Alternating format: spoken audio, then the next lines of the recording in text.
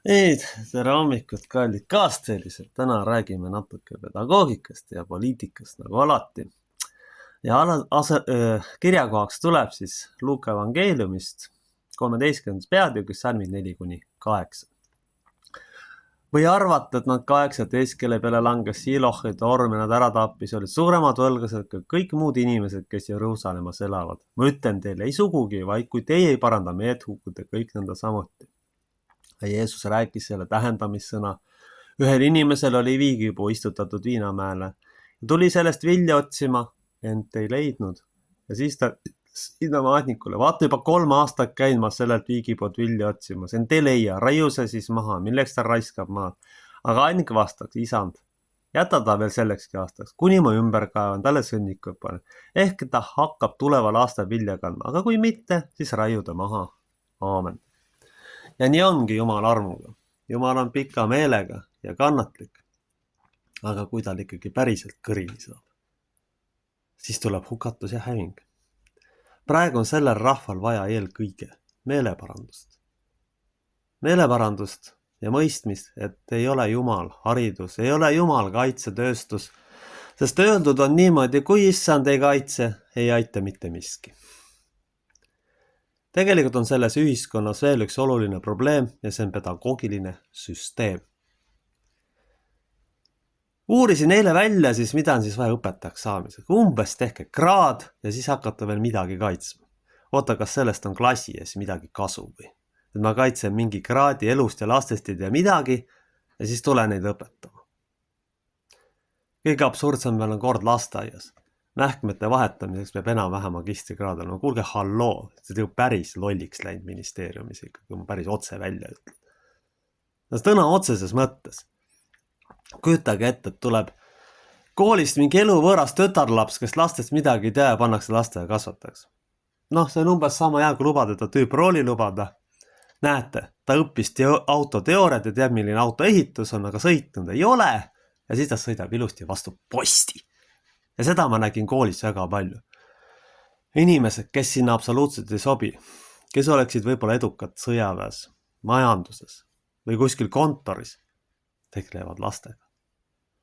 Kõige meeldejäävam oligi muidugi see praegu, kui direktori käitumine, kui pääses kogemata läbi turvatsoonist 9-kuune laps ja see arvas, et talle tullakse kallale, tema hakkab tal peksa kabinetis on.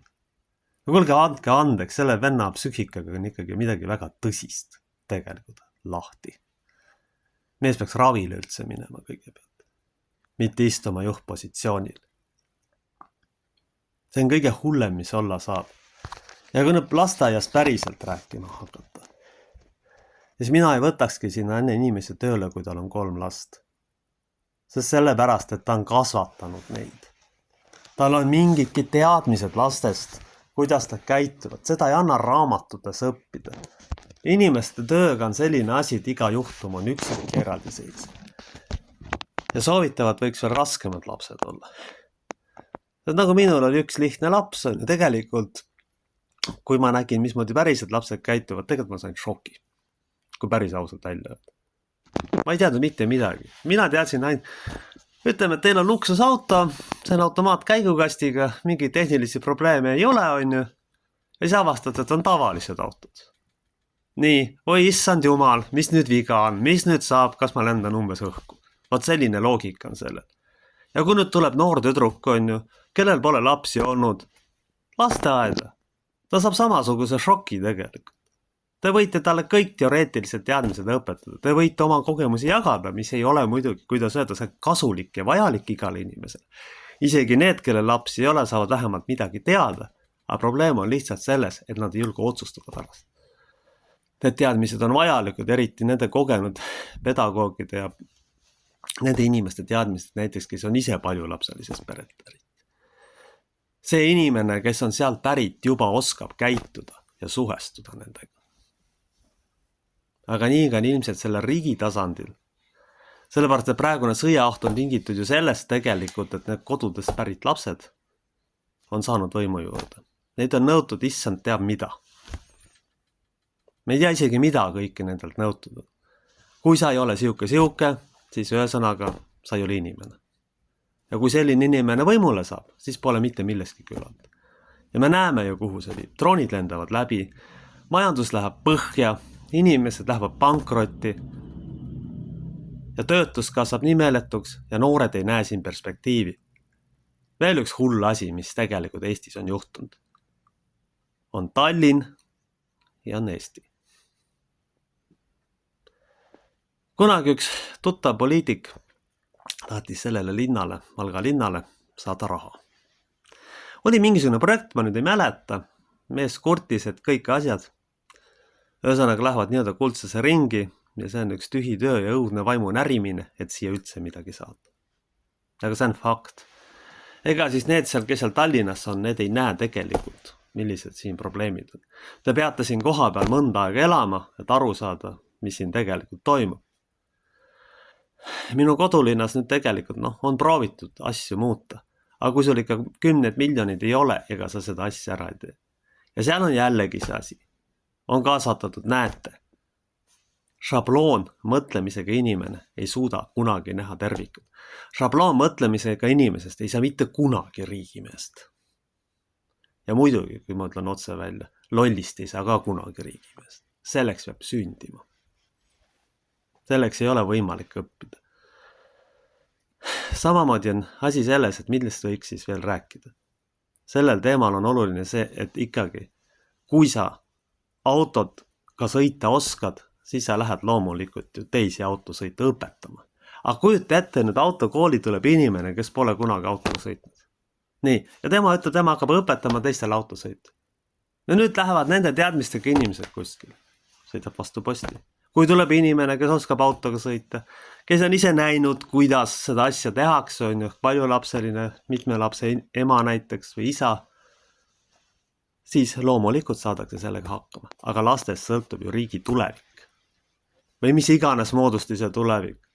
Sellepärast ongi vaja hoopis kaitsetööstus ja kõige muu asemel hoopis sinna panna ressursid. No kujutage ette, nüüd ehitate üles ja inimesi ei ole. Või on mingisugused muu rahva esindajad, siis nad hakkavad eestlast mängima. Kujuta ette, te panete türklasele Eesti rahva riidest selga. No see on umbes, ma ei tea, nagu seelikuga koer või veel midagi hullemat, ma ütleks. See on umbes sama, aga hakata kassi koeraks tegema. No väga ei tule midagi välja, see lõpeb lihtsalt sellega, et teile hambad parimal juhul sisse lüüakse. Halvemal juhul lõpetate traumapunktis.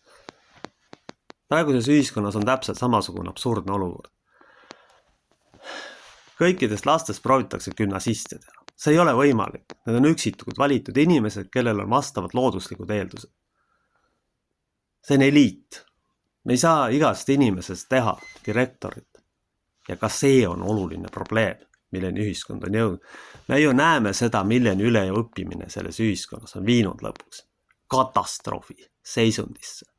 Meil on sisuliselt tahetakse kunstlikult esile kutsuda sõda. Kunstlikult, julmalt.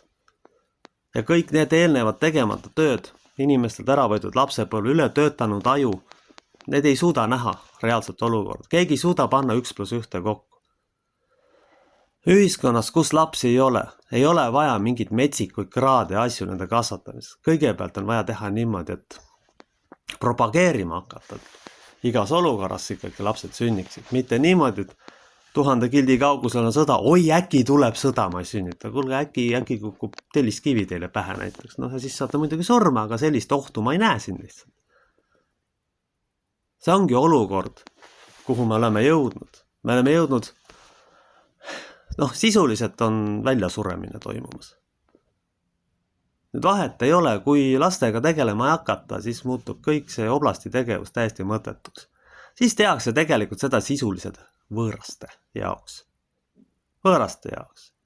Meil ei olegi vaja midagi maatasa pommitada. Me ise oleme oma lapsed ja oma ühiskonna maatasa pommitama lolluse, rumaluse ja saamatusega kahjuks. Selles on probleem. Haridussüsteemi ja kõike tuleks muuta. Piisaks erialast ja pedagoogilise kasvatuse kokkuliitmisest, mitte kaitsekraadi, siis kaitset veel mingi kraadi. Seda saab arvata ainult inimene, kes ise pole lapsi kasvatanud. Kes on ise kogu aeg tööl olnud nii-öelda, kes on kõik selle ära delegeerinud kellegile teisele või kellel on olnud siuke laps, kes kasvab ise. Kes kasvab ise. Seda saab see inimene ainult teha. Ja kui me nüüd lähemal ajal, lähema 5 või 10 aasta jooksul need muutusi tee, siis me võime selle populatsiooni ilusti ajaloo prügikasti kirjutada. See ei ole mitte midagi teha. Kui ei hakata panema neid sinna, kes lastega ostavad ringi käia. Nii et ettepanek on väga lihtne, palju lapselised emad võetakse üldse ainult laste kasvatajaks õppima, mitte mingisugused tütarlapsed tänavalt, kes endale midagi ette kujutavad. On ka muidugi üksikuid erandeid, kes on looduse poolt selleks kutsutud. Nii, ja teiseks, koolidesse võiks ikkagi võtta tööle need, kellest on näha, kes lastega hakkama saavad. Mitte need tädikesed, kes teooriat pähe tuubivad ja siis arvavad, et nad saavad hakkama. Ma nägin, millises katastroofilises seisundis tegelikult kool on. Et jõudu meile kõikidele. Aamen.